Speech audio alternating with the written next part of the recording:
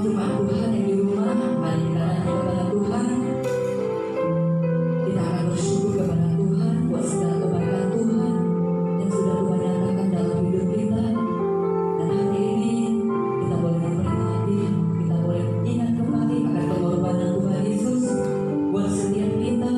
Tuhan Yesus sudah mati buat kita, Dia rela disalibkan diri kita yang berdosa, supaya kita yang percaya kepadanya kita memperoleh hidup yang kekal di dalam kerajaan surga. Mari kita datang kepada Tuhan, kita berdoa, kita bersyukur. Terima kasih Tuhan Yesus.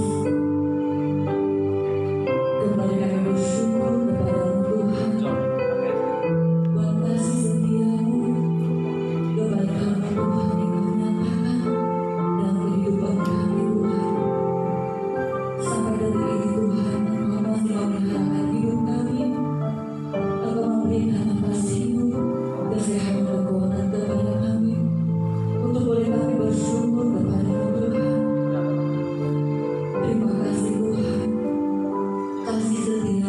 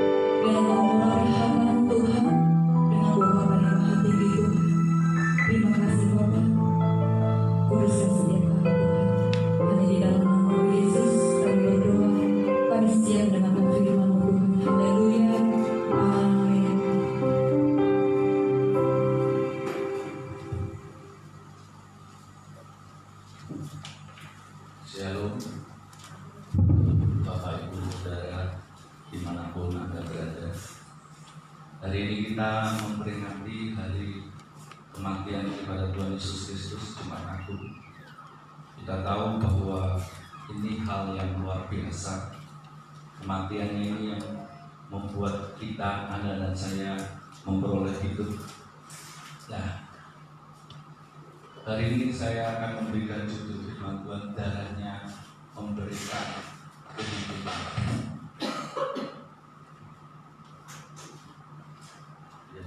Darahnya memberikan kehidupan.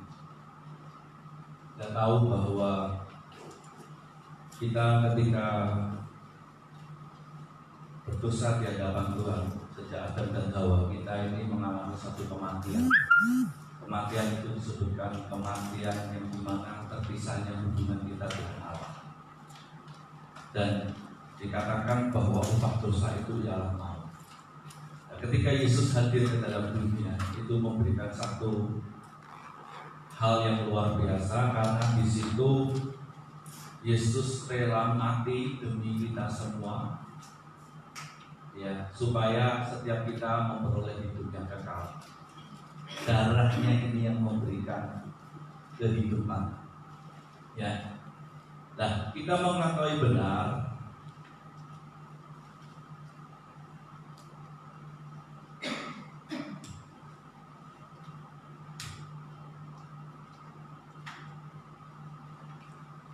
kita mengetahui dengan benar bahwa melalui darahnya ini kita diselamatkan dari dosa.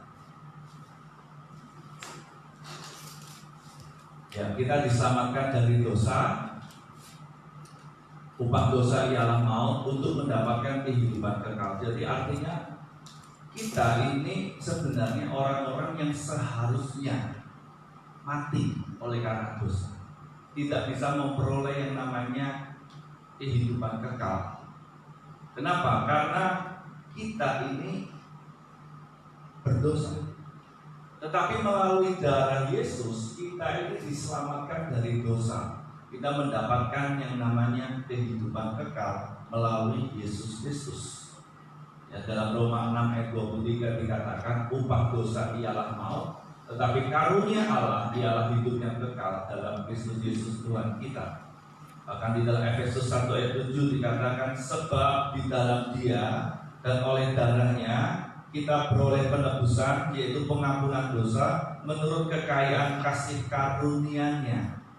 Jadi kita tahu bahwa Yesus Kristus itu menebus dosa kita. Apa yang membuat kita tidak bisa untuk masuk dalam kehidupan kekal? Sekali lagi, karena dosa. Karena dosa inilah yang membuat Anda dan saya harus menerima yang namanya maut. Makanya di dalam Efesus 1 ayat 7, di dalam Dia dan oleh darahnya, di dalam Kristus dan oleh darah Kristus, kita beroleh penebusan, yaitu pengampunan dosa. Kita diampuni, dosa kita diputihkan, dibenarkan menurut kekayaan kasih karunia-Nya. Jadi kita ini ditebus, ini bukan dengan darah yang kotor, tapi darah yang kudus. Yesus sejak Dia menjadi manusia, darah yang kudus artinya Dia menjaga hidupnya sampai akhir hayatnya. Ketika Dia mati di atas kayu salib, Dia mempersembahkan darah yang kudus. Nah, kita mesti belajar untuk supaya jangan menyia-nyiakan anugerah-Nya. Kenapa? Karena kita ini dibayar dengan sangat mahal untuk mendapat hidup, yaitu dengan darah yang tidak bercela dan tidak bernoda. Coba Anda bayangkan seandainya Yesus ketika dalam perjalanan hidupnya Dia tidak menjaga. Yesus tidak bisa memberikan korban yang tidak bercela, tidak bernoda. Artinya bukan hanya di atas kayu salib Dia titik klimaksnya, tapi dalam perjalanannya ini itu nggak mudah. Coba Anda dan saya hari ini menjaga hidup aja, kadang-kadang ada orang yang gagal. Yesus harus menjaga supaya kudus sampai akhirnya titik klimaksnya di mati di atas kayu salib ini, darahnya ini kudus. darahnya ini tidak bernoda. Nah ini yang kita ini mesti belajar. Banyak orang Kristen kadang-kadang tidak menghargai akan pengorbanan Yesus Kristus dengan terus berbuat dosa. Kenapa? Karena nggak ngerti. Itu nggak mudah. Pengorbanan Yesus itu tidak mudah. Bahkan ketika dia harus menghadapi yang namanya kematian di atas kayu salib, ketika dia di taman Getsemani, dikatakan bahwa peluhnya seperti titik tetesan darah. Itu nggak mudah. Itu sebabnya kita sebagai anak-anak Allah, orang-orang yang percaya kepada Yesus Kristus, orang-orang yang menerima Yesus Kristus, jangan sia-siakan anugerahnya dalam hidup kita. Jangan sia-siakan. Ya.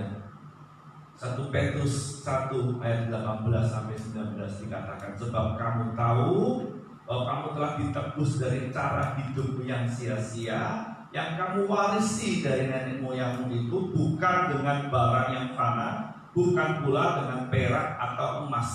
Anda dan saya tidak ditebus, ya, tidak dibayar dengan emas, dengan uang. Kalau Anda dan saya dibayar dengan emas, apa yang dunia bisa usahakan, nilai Anda dan saya tidak berharga biasa, karena masih bisa ditebus dengan barang-barang di dunia, emas, barang fana. Kenapa Anda disebut nilainya sangat amat berharga, mulia? Karena Anda dan saya dikatakan ayat 19 melainkan dengan darah yang mahal, yaitu darah Kristus yang sama seperti darah anak domba yang tak bernoda, tak bercacat. Darah yang mahal, tak bernoda, tak bercacat. Artinya darah ini darah yang kudus. Kenapa dikatakan darah yang kudus? Karena dari perjalanan kelahiran Yesus bagi manusia yang tidak, ya, memiliki dosa, ya, sampai perjalanan hidupnya di bawah asuhan orang tuanya, dia hormat. Ketika dalam perjalanan hidupnya selama 33 tahun dia jaga dengan benar. Dia berjuang untuk siapa? Untuk Anda dan saya, supaya Anda dan saya selamat, supaya Anda dan saya dapat menerima pengampunan dosa. Dan ini luar biasa. Seringkali orang berpikir bahwa ya Yesus yang mati. Pernahkah kita berpikir bagaimana Yesus dalam perjalanan hidupnya sampai titik akhir, titik klimaksnya di kayu salib? Itu nggak mudah. Nah, kalau Yesus bisa, berarti Anda dan saya juga bisa hidup seperti Yesus yang kudus.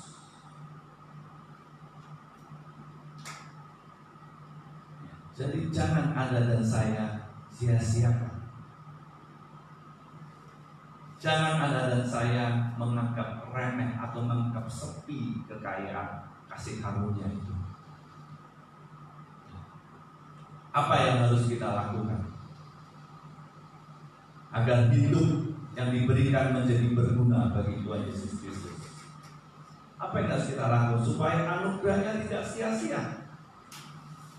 Mari kita lihat dalam Roma 6 ayat 1 sampai 14.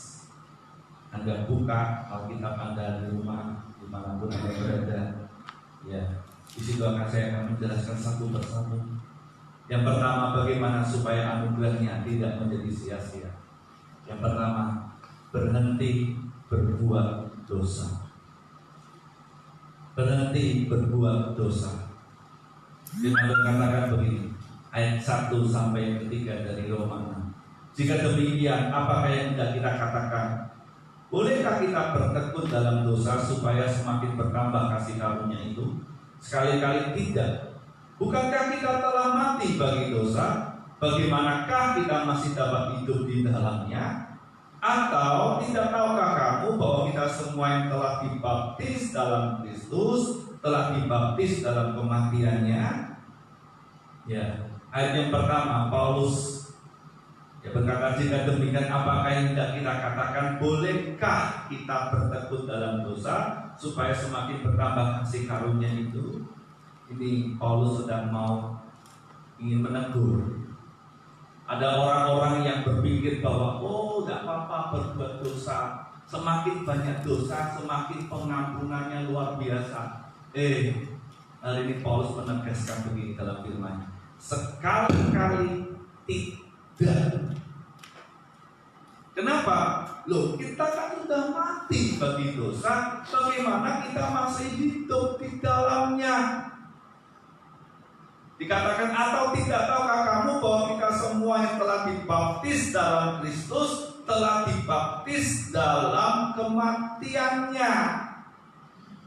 Jadi kita ini mesti tahu bahwa untuk supaya anugerahnya tidak menjadi sia-sia, saya harus berhenti berbuat dosa. Ketika Anda berkata aku percaya Yesus, ketika Anda memutuskan untuk menerima Dia, menjadikan Dia Tuhan dan Juru Selamat, Anda mau mengalami yang namanya baptisan, Anda mesti mengerti bahwa kamu ini mati loh bagi dosa.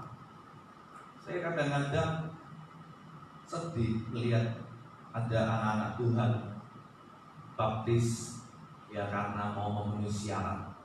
Ada yang mau nikah, ada yang untuk keperluan yang lain perlu yang namanya surat baptis. Tapi mengertikah Anda, ketika Anda memutuskan untuk percaya Yesus, Anda harus berkata, aku mati bagi dosa.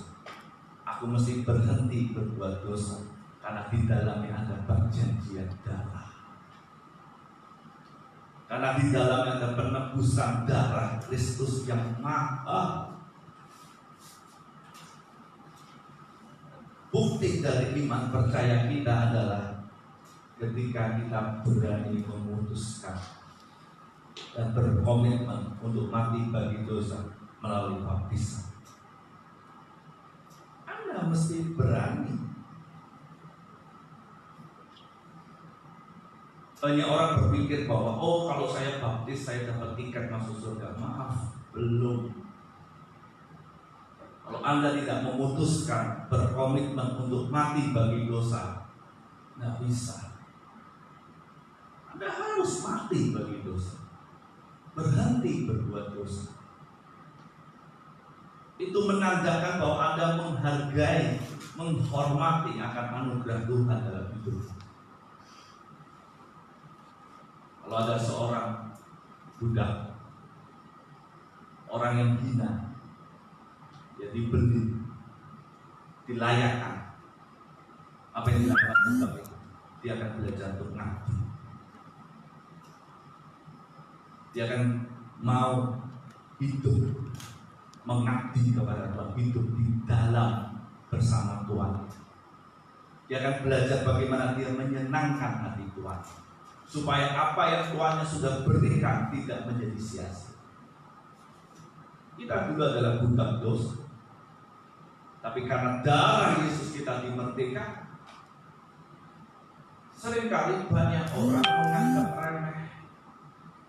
Seringkali orang berkata seperti, kalau saya sudah percaya Yesus saya masuk surga. Belum. Kalau Anda tidak hidup di dalamnya, kalau Anda tidak berkata aku mesti punya komitmen, memutuskan untuk berhenti daripada dosa, Anda tidak akan pernah bisa masuk ke dalam kerajaan surga. Jadi untuk mendapatkan hidup kekal, kita harus mati, siap untuk mati bagi dosa, menjadi sama dengan kematiannya. Ya, harus siap untuk menyalibkan manusia lama kita. Kalau dikatakan menyalibkan, berarti Anda ya harus aktif. Bukan kaki Tuhan, tapi Anda yang mesti berjuang untuk menyalibkan. Supaya tubuh dosa kita hilang kuasanya, agar kita tidak menghambakan diri lagi kepada dosa. Seringkali orang memakai ayat daging itu lemah, roh menurut. Daging saya kan lemah. Lah itu sebabnya karena dagingmu lemah, kau punya kans atau kesempatan untuk mematikan dagingmu dengan kuasa Roh Kudus, karena Roh itu lebih kuat. Ya, jadi kita mesti berjuang. Anda nggak bisa hanya sekedar percaya Yesus terus tetap hidup dalam dosa. Itu namanya Anda tidak percaya. Berhenti berbuat dosa, itu tanda Anda berkata gini, aku menghormati anugerah Tuhan, aku menghormati darah Yesus yang memberikan kehidupan bagi saya. Itu yang nanti akan membedakan antara umat Tuhan dan bukan umat Tuhan.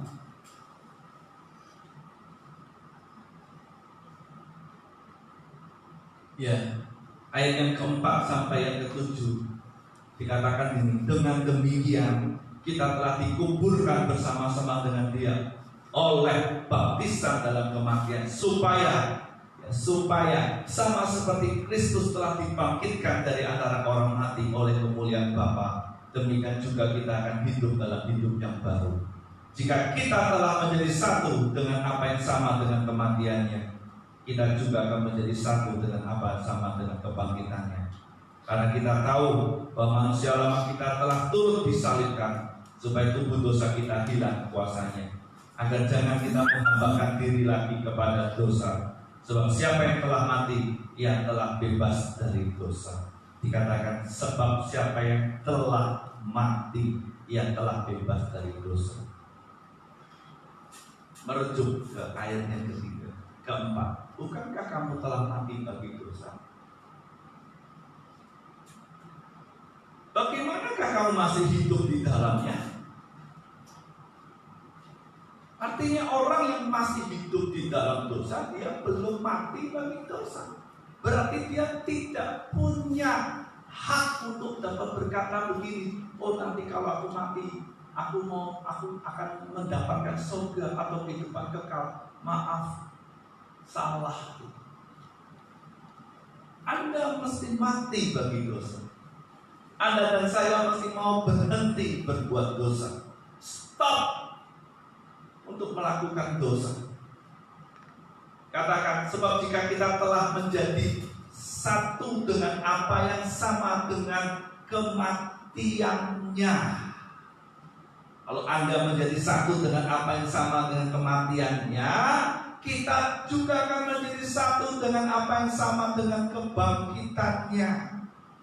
Jadi kalau Anda dan saya ini mau menjadi satu dengan apa yang sama dengan kematiannya, baru nanti kita akan menjadi satu dengan apa yang sama dengan kebangkitannya. Nah, ini yang kita sebagai anak-anak Tuhan mesti ngerti. Jangan kita sebagai anak-anak Tuhan berpikir, oh aku udah percaya Yesus, apalagi udah baptis, dapat member anggota gereja A, gereja B, tapi hidupmu terus di dalam dosa. Dan Anda berpikir nanti tinggal tunjukkan member aja sama Tuhan Yesus waktu menghadap, saya pasti masuk. Maaf, Anda gak akan pernah bisa. Kalau Anda tidak mau berhenti dari dosa, sama seperti ya dikatakan menjadi satu dengan apa yang sama dengan kematiannya, jangan harap Anda bisa menjadi satu dengan apa yang sama dengan kebangkitan. Jangan harap. Dalam hidup ini Anda harus berani, punya keputusan dan komitmen. Orang yang memutuskan tapi tidak punya komitmen itu sebagai orang yang bodoh. Berani memutuskan tapi tidak punya komitmen,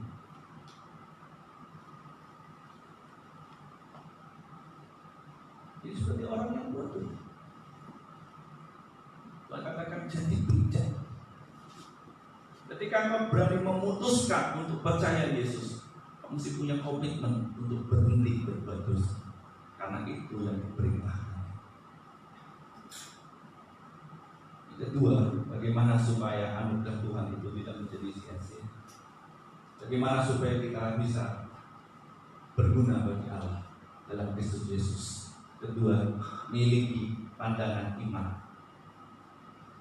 Jadi jika kita telah mati, ayat 8-10, dengan Kristus, kita percaya bahwa kita akan hidup juga dengan Dia. Anda perhatikan. Jadi jika kita telah mati dengan Kristus, kita percaya bahwa kita akan hidup juga dengan Dia. Karena kita tahu bahwa Kristus sesudah Ia bangkit dari antara orang mati, tidak mati lagi, mau tidak berkuasa lagi atas dia. Sebab kematiannya adalah kematian terhadap dosa, satu kali dan untuk selama-lamanya, dan kehidupannya adalah kehidupan bagi Allah. Anda perhatikan, kematiannya adalah kematian terhadap dosa. Ini pandangan iman. Pandangan iman yang apa? Bahwa ketika saya dan Anda mati, saya mati dengan Kristus, mati terhadap dosa, maka kita percaya kita akan hidup juga dengan Kristus. Jadi ayat yang ke-10, sebab kematiannya, ayat yang ke-9 dan 10. Karena kita tahu bahwa Kristus sudah Dia bangkit dari mati, tidak mati lagi, mau tidak berkuasa lagi atas dia. Sebab kematiannya adalah kematian terhadap dosa, satu kali dan untuk selama-lamanya, dan kehidupannya adalah kehidupan bagi Allah. Ayat 8. Jadi jika kita telah mati dengan Kristus, kita percaya bahwa kita akan hidup juga dengan Dia. Ini pandangan iman kita, bahwa ketika saya percaya Yesus, saya mesti mau mati terhadap dosa, supaya nanti saya bisa hidup bagi Allah. Ini pandangan. Sehingga ini yang mati akan memampukan kita untuk hidup bagi Allah dalam Kristus Yesus. Tidak mengizinkan dosa berkuasa lagi karena memiliki pengharapan. Kenapa orang masih mau terus berbuat dosa?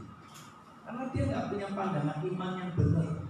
Ada orang percaya Yesus karena ingin sembuh. Ada orang percaya Yesus karena ingin kaya. Ada orang percaya Yesus karena ingin dipulihkan. Tetapi setelah semuanya didapatkan, apakah kamu tetap percaya? Anda mesti punya pandangan. Aku percaya Yesus. Ketika aku percaya Yesus, aku mesti mau mati terhadap dosa, berhenti berbuat dosa, supaya aku nanti hidup dengan Dia. Itu pandangan iman yang kita sebagai anak-anak Tuhan, anak-anak Kristus harus punya itu. Anda dan saya nggak bisa yang percaya Yesus karena sembuh. Banyak orang yang zamannya Yesus disembuhkan, buktinya yang disembuhkan malah nyawitkan. Ada orang yang disembuhkan berapa bulan sudah sembuh, terus murtad. Tapi coba belajar. Aku percaya Yesus karena kasih Kristus. Aku mau, ketika aku percaya Yesus, aku mau mati bagi dosa. Aku mau berhenti berbuat dosa, supaya aku nanti hidup bagi Dia. Nah ini bersama dengan Dia. Ini loh pandangan iman yang benar, Injil. Banyak orang suka dengan namanya berkat. Hari ini saya mau katakan, ketika kita berkata Injil, itu tentang kematian dan kebangkitan. Mati bagi dosa, bangkit bersama Allah, hidup baru dalam hidup yang tidak lagi dikuasai oleh dosa. Penebusan Allah. Ini yang membuat Anda dan saya dapat hidup dalam hidup yang baru. Saya rindu setiap kita, ayo stop cari Tuhan hanya untuk hal-hal yang dunia. Saya nggak salahkan itu. Orang pasti juga ingin sukses, ingin kaya. Tapi jangan Anda jadikan Yesus itu sebagai alatmu untuk mencapai apa yang kamu inginkan di dunia ini. Sehingga banyak orang kadang-kadang ngancam. Ketika tidak diberkati, kecewa. Jangan jadikan Yesus sebagai alatmu Anda mesti mau, ya, Anda yang sudah dibeli itu harusnya dengan rela itu ngabdi. Jadi artinya hidupmu itu untuk kepentingannya Tuhan. Nah, ini pandangan iman. Karena Anda tahu Anda punya pengharapan, diberi pengharapan. Seringkali banyak anak Tuhan menjadikan Yesus sebagai Allah untuk mencapai tujuannya. Ketika tujuannya sudah tercapai, dia mulai tinggalkan Yesus. Atau ketika tujuannya tidak tercapai, dia mulai sakit hati, kecewa.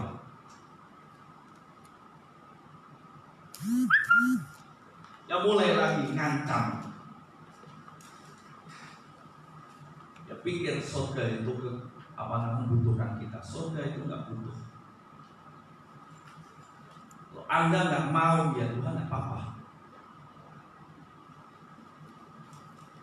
Tuhan tembus itu bukan untuk orang Kristen saja, semua manusia. Tapi Tuhan cuma minta satu, ketika kamu ditembus, responmu bagaimana? Apakah kamu mau hidup di dalam? Apakah kamu mau menjadi sama dengan apa yang menjadi sama dengan kematiannya, supaya kamu juga menjadi sama dengan kebangkitannya? Kristus itu tercermin dalam hidup Anda dan saya. Ayat 11 ini pandangan. Ketika kita punya pandangan iman, kita mesti punya pandangan hidup. Demikianlah hendaknya, ini prinsip pandangan iman. Kamu memandangnya bahwa kamu telah mati bagi dosa, tapi kamu hidup bagi Allah dalam Kristus Yesus. Anda perhatikan yang bawah merah, tulisan merah, kamu telah mati bagi dosa, tetapi kamu hidup bagi Allah dalam Kristus Yesus. Sebab itu, hendaklah dosa jangan berkuasa lagi di dalam tubuhmu yang fana, supaya kamu jangan lagi menuruti keinginannya. Jadi, engkau mesti punya pandangan ini, yang namanya Anda punya pengharapan, sehingga Anda tidak lagi mau menyerah dengan dosa. Aku mesti menolak, karena aku punya pengharapan. Kenapa orang terus berbuat dosa? Karena nggak punya pengharapan, nggak punya pandangan iman, maka iman. Itu sebabnya kenapa Anda mesti berani miliki pengharap. Aku tahu, walaupun aku mau belajar mati terhadap dosa, mati bagi dosa, hidup bagi Allah, itu bukan hal yang mudah. Tapi karena kamu punya pengharapan, kamu berjuang. Kita berjuang karena kita yakin nanti aku akan hidup bersama dengan Dia, dipermuliakan bersama dengan Dia. Amin. Jadi, ayo. Ya. Yang ketiga, baru serahkan hidup bagi Allah. Anda perhatikan ayat ini. Dan janganlah kamu menyerahkan anggota-anggota tubuhmu kepada dosa untuk dipakai sebagai senjata kelaliman, tetapi serahkanlah dirimu kepada Allah sebagai orang-orang yang dahulu mati, tetapi yang sekarang hidup. Dan serahkanlah anggota-anggota tubuhmu kepada Allah untuk menjadi senjata-senjata kebenaran. Anda perhatikan, ada syaratnya. Orang mau menyerahkan hidup itu nggak bisa gini, oh Tuhan, aku serahkan hidupku, aku mau jadi milikmu. Tuhan punya syarat. Coba Anda lihat yang saya garis merah. Sebagai orang-orang, tetapi serahkan dirimu kepada Allah sebagai orang-orang yang dahulu mati, tetapi yang sekarang hidup. Anda dan saya harus mau mati bagi dosa. Dan yang sekarang hidup yang baru, hidup yang benar. Ada syarat. Ini syarat ini.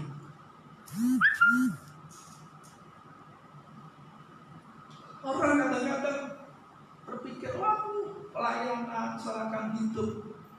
Begitu aja, kalau kamu terus berbuat dosa. Oh. Tidak. Tuhan mau begini. Sebagai orang-orang yang dahulu mati, berarti artinya Anda mesti mau mati terhadap dosa. Tetapi yang sekarang hidup. Jadi kalau Anda menyerahkan hidupmu tapi Anda tak mau mati, tidak bisa. Kenapa? Kalau orang masih mau hidup dalam dosa, dikatakan ini, dia akan dipakai oleh iblis jadi alat. Tapi kalau dia mau mati bagi dosa, hidup bagi Allah, dia tidak dipakai, tapi dia menjadi, jadi punya kerelaan untuk supaya Tuhan itu memakai hidupnya. Beda ya, Anda perhatikan coba. Dan janganlah kamu menyerahkan anggota-anggota tubuhmu kepada dosa untuk dipakai. Ini dipakai. Yang kata-kata selanjutnya, dan serahkanlah anggota-anggota tubuh kepada Allah untuk menjadi. Perintahnya serahkanlah sama. Tapi kata-kata yang dipakai berbeda. Dipakai sama menjadi. Kalau dipakai itu ada kesan di mana ya kamu tak perbudak. Tapi kalau untuk menjadi itu kesannya kerelaan. Saya rela. Kenapa rela? Karena gini, Anda sadari yang ini. Orang-orang yang dahulu mati, tetapi yang sekarang hidup. Tuhan gak mau pakai orang yang gak rela, gak mau. Tuhan gak mau. Karena Tuhan melihat manusia itu berharga, bukan robot. Kalau iblis jadikan manusia itu budak, robot, dipakai untuk apa? Kepentingan iblis. Tapi kita, ini Tuhan mau Anda tuh rela. Makanya kenapa Tuhan katakan serahlah dirimu, ya, sebagai orang-orang yang dahulu mati tetapi yang sekarang hidup. Artinya ada syaratnya tuh. Kalau kamu mau menjadi senjata kebenaran, kamu mesti mati dulu bagi dosa. Ketika kamu bisa hidup bagi Allah, kamu punya kerelaan untuk menyerahkan hidupmu. Kalau iblis tidak, dia akan budak kamu, perbudak. Ketika kamu tidak mau, tetap dipaksa. Makanya banyak orang-orang, saya pernah melayani orang, tidak mau tapi seperti dipaksa untuk melakukan perbuatan dosa. Dan Tuhan tidak seperti iblis. Dia tebus Anda dan saya, menebus semua manusia. Tapi Tuhan tidak pernah memaksa manusia harus terima. Tuhan kasih pilihan, kalau kamu terima, kamu hidup di dalamnya, kamu hidup. Tapi kalau kamu nggak terima, ya terserah. Nanti kamu akan celaka. Tuhan kasih tahu tuh. Maka dari itu saya rindu setiap kita. Ayo. Kalau Anda dan saya tidak mau berhenti atau mati bagi dosa, Anda nggak akan bisa hidup bagi Allah. Bahkan apa yang Anda serahkan itu tidak ada artinya.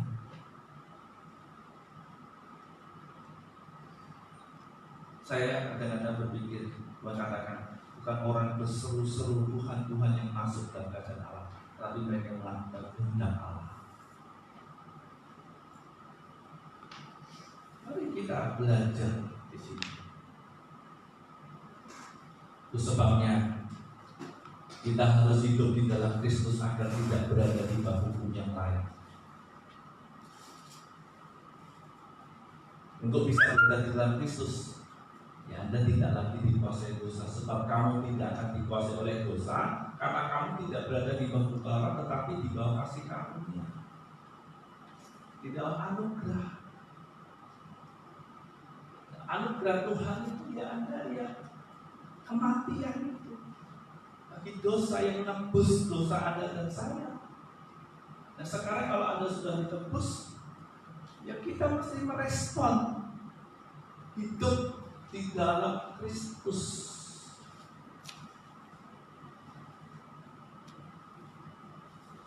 Ada satu kerelaan untuk Anda dan saya untuk mau pakai oleh Tuhan. Saya rindu setiap kita. Mari kita mau mengerjakan ini dengan baik. Stop. Bagaimana supaya anugerah Tuhan tidak sia-sia? Darahnya yang memberikan hidup itu bisa berguna dalam hidup kita. Stop untuk berbuat dosa. Miliki pandangan iman. Setelah itu baru Anda bisa menyerahkan hidup sehingga Anda bisa berguna bagi Allah. Amin. Mari kita datang kepada Tuhan. Terima Tuhan boleh siapkan untuk kopi dan anggur yang di rumah, boleh siapkan itu. Kita akan lakukan perjamuan kudus. Mari kita nyanyikan karya terbesar.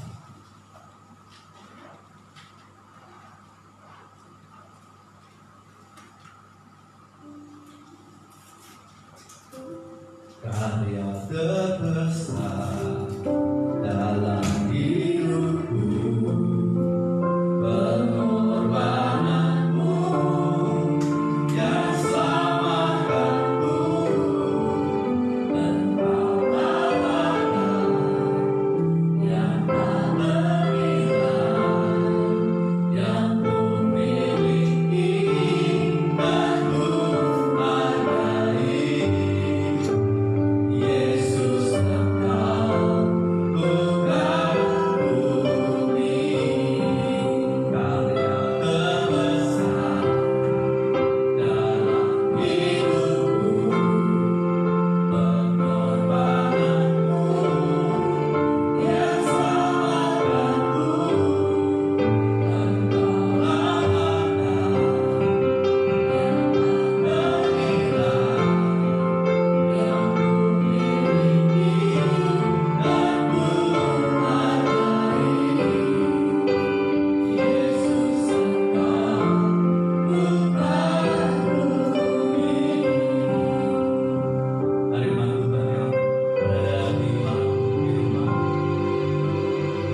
pegang roti di tangan kanan dan anggur kiri. Jangan berdoa untuk roti dan anggur yang sudah pegang. Tuhan, roti dan anggur yang saat ini bagi simbol daripada tubuh dan darah ini boleh menjadi kesaksian dalam hidup kami bahwa Yesus telah berkorban untuk kami untuk menebus dosa. Itu sebabnya Tuhan di hadapan roti dan anggur sebagai lambang tubuh dan darah kami mau memiliki satu komitmen supaya anugerah-Mu tidak menjadi sia-sia dalam hidup kami, Tuhan. Berkati Tuhan roti dan anggur segala macam saudara dimanapun saat ini jemaat-Mu berada.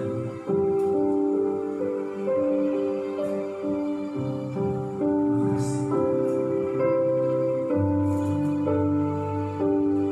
Mari jemaat Tuhan mulai berdoa, ambil komitmen.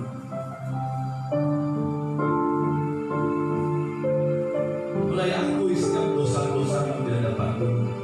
Ambil komitmen untuk berkata, Tuhan, aku mau berhenti, aku mau bertobat. Dan masa-masa ini membuat aku dapat berhenti berbuat dosa.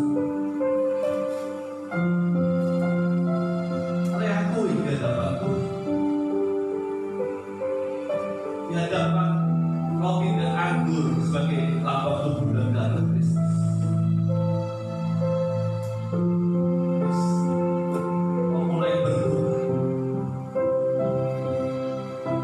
Terima kasih. Mari angkat roti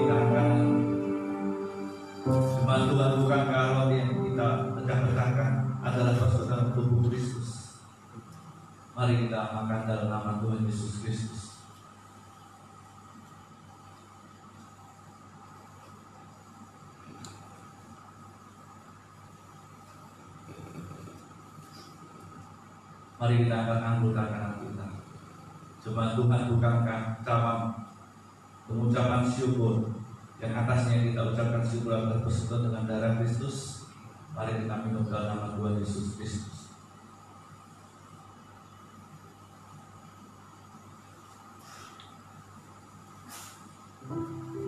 Karya terbesar dalam hidupku, pengorbananku yang selamatkanku, engkaulah harta yang tak terhilang, yang ku miliki dan ku hargai. Karya terbesar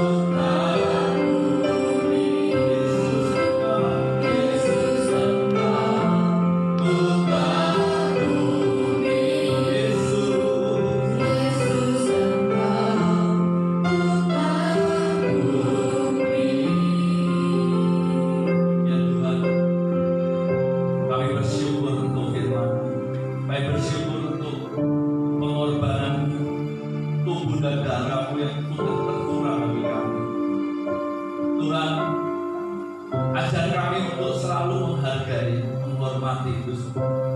Kami percaya ketika kami makan tubuh dan darah Kristus, maka di situ kami menjadi sama dengan kematian, dan kami menjadi sama juga dengan kebangkitan. Berkati setiap umatmu, dimanapun mereka berada, Engkau Tuhan menjamah mereka, menguduskan mereka, memulihkan, maka menyembuhkan setiap mereka yang sedang sakit. Engkau sembuhkan, pulihkan, dan mereka boleh memiliki, mau berdoa supaya mereka boleh memiliki pandangan iman yang benar akan kebenaran firman,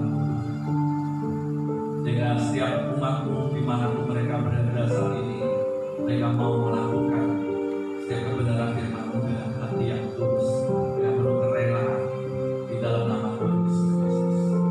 Dan sebentar Tuhan, kami akan akhiri untuk ibadah kami, dan berkat-berkat-Mu yang sempurna mengalir dalam kehidupan setiap anak-anak-Mu, umat-Mu dimanapun mereka berada. Di dalam damai sejahtera dan sukacita kasih sayang daripada Allah Bapa dan Putra Tunggal Yesus Kristus dan dalam Roh Kudus, Tuhan memberkati kau dan melindungi kau, dan menyinari kau dengan wajahnya dan memberi kau kasih karunia, dan menghadap wajahnya atas engkau dan memberikan kau damai sejahtera dari sekarang sampai Maranatha Tuhan Yesus akan kedua kalinya. Seperti percaya katakan, amin.